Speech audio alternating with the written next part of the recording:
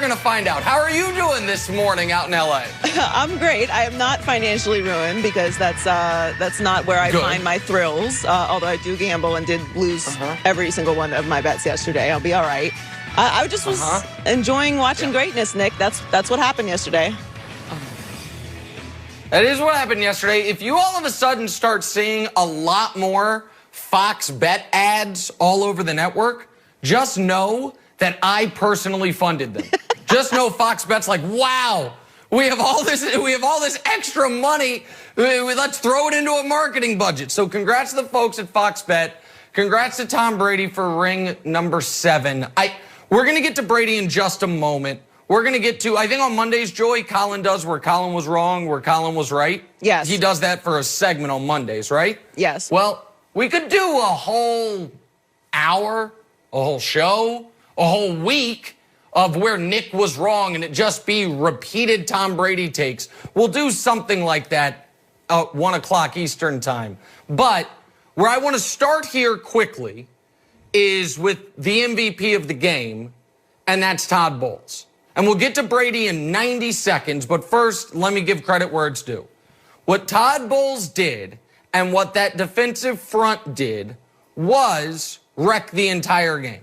Now, that's not a unique take. People are going to have that take throughout the day. If you watch the football game, you understand that's what happened. But the way he did it, I don't know if people understand. Todd, that game yesterday was the least any Todd Bowles team has blitzed in 5 years. The way he approached that game saying, you know what I love to do? You know what has gotten me here? Play man-to-man coverage and send people at the quarterback. Nope. We're going to play too high safety for 90+% of the game. We're going to trust that our front four can whoop your beleaguered offensive line, and we are going to see if what had been an unstoppable offensive attack for 3 years can finally be stopped, and it was. And I understand the Bucs have excellent defensive players, but they are not the purple people eaters, and they looked like that last night, and that is where Todd Bowles gets massive credit. And to partially steal a take from my buddy Kevin Wildes, I know all the head coaching jobs are full, but if I'm a team, I am at least calling a meeting and saying, how happy are we with our head coach? Particularly if I'm, a team in the AFC West, like, say, the Denver Broncos, that is running it back another year with Vic Fangio, that maybe I say, you know what? Todd Bowles just did this to Patrick Mahomes. We got to go through Patrick Mahomes. Let's quietly contact his agent, see if he'd be available. So Todd Bowles, that coaching staff, Shaq Barrett, JPP, Sue, Vita Vea, those awesome linebackers, Devin White and Levante David, they are the story of yesterday. But the story of the season and the story that is most interesting big picture is, of course, what this means for Thomas Edward Patrick Brady, who is just, for some, the greatest person ever come into their sports life. And for the rest of us, for so many years, the bane of so many of our existences. And when we were watching Tom Brady yesterday, I know a lot of the discussion was the NFL GOAT combo. Can Mahomes make this a discussion, or can Brady put it out of reach forever? The answer to that is actually option C. Brady didn't put it out of reach forever, but there is now a Bob Beamon in the long jump in 1968 style gap between first and second. It is so large, it's incomprehensible that anyone come even close to it anytime soon. All the quarterbacks that have more than 2 rings are retired. The only quarterback active with 2 rings is Big Ben, and he is semi-retired. And then there's Pat and Aaron and Russell and a handful of others with 1 that have, 3 careers worth of rings to win if you're going to do a count the rings discussion to determine the GOAT. Patrick Mahomes had a golden opportunity 2 years ago in the AFC Championship game to prevent Mahomes from getting ring number 6. They lost the coin toss, never touched the ball in overtime, and he had a golden opportunity last night to make the ring count 6-2.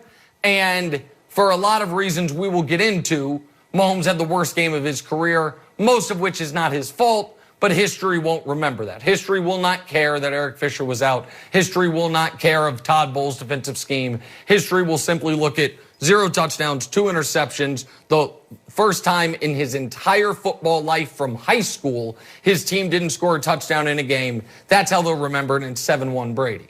So if the football GOAT discussion is not one we can have, here is one we can have. And here is what Tom Brady, as much as it pains me to say, here is what he ascended to last night. He ascended to a level in American team sports that there is only currently, there was only currently one person at. And that level is, I am the system. I am the championship culture. I am the winning. Where I go, it goes. Now, some other guys maybe could have done that. We just never got to see him do it. Bill Russell, for instance, the greatest champion by ring count in American team sports history. Maybe if Bill Russell would have left the Celtics for the Lakers or the Sixers, the winning would have gone with him. But we don't know that. What we know is he was in Boston for 13 years. They won 11 titles. Joe Montana tried it and damn near accomplished it, but not quite. Joe Montana won his 4 Super Bowls with the Niners, left for my hometown Chiefs. A good Chiefs team made them a very good Chiefs team, but they got to 1 AFC title game and never any further with Joe. Favre tried it. He left the Packers, went to the Jets, had them 7-5 before the wheels fell off there, then goes to the Vikings. Damn near wins an MVP, gets him to a conference championship game, and then the why would you ponder passing play happens, and that's as close as he got. Michael Jordan tried it. Went to the Wizards after a couple years sabbatical.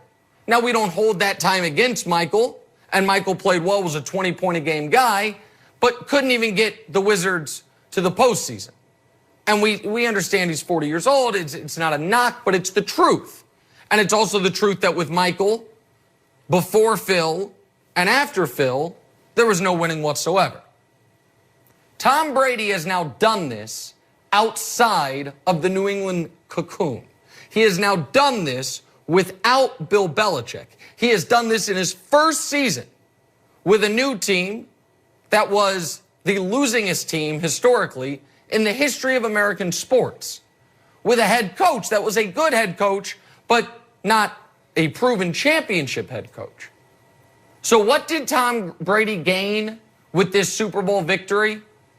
Well, he gained admission to a room that previously was only occupied by LeBron James. The room of, I am the system. It does not matter what shape your franchise was in before I got there. You bring me in, and we are competing for championships immediately and perpetually while I am here. And by the way, when I leave, everything will go to hell. I don't know if that's how it always will be in New England, but that's how it was in New England this year. Brady also took another page out of LeBron's playbook, which was, let me try dabbling in a little coaching. We heard throughout the year they're installing more of Brady's game plan, more of Brady's offense. And Brady obviously throughout the year took a page, vintage LeBron playbook. I'll be the unnamed silent partner that's not silent as far as the GM goes. I'm going to tell you some guys I would like. Hey, there's Gronk. I'm familiar with him. Let's bring him in. Oh, Antonio Brown? He's toxic. Nobody wants him. Toxic for good reason. Well, I'll let him live with me. Bring him in. And so when you look at the all-time greatest athletes in American team sports history, there are now 2 that we can confidently say, where they go, the winning follows. And I do think this reframes the way people are going to look at the Brady-Belichick era. Because for some, it will simply become the Brady era. I don't know if that's fair, and I don't know if that will be long-standing, because if Bill has a good run without Tom, then he can reframe the conversation himself. But Brady set the bar so high. Even the biggest Tom Brady fans were not picking the Bucs to win the Super Bowl going into this year. Most weren't. I think there were a few that were. I think what you saw was people saying, well, even if Tom's really good, Belichick has time on his side. Belichick's going to coach longer than Brady will. Belichick can control so many different things. I think people were ready for the conversation.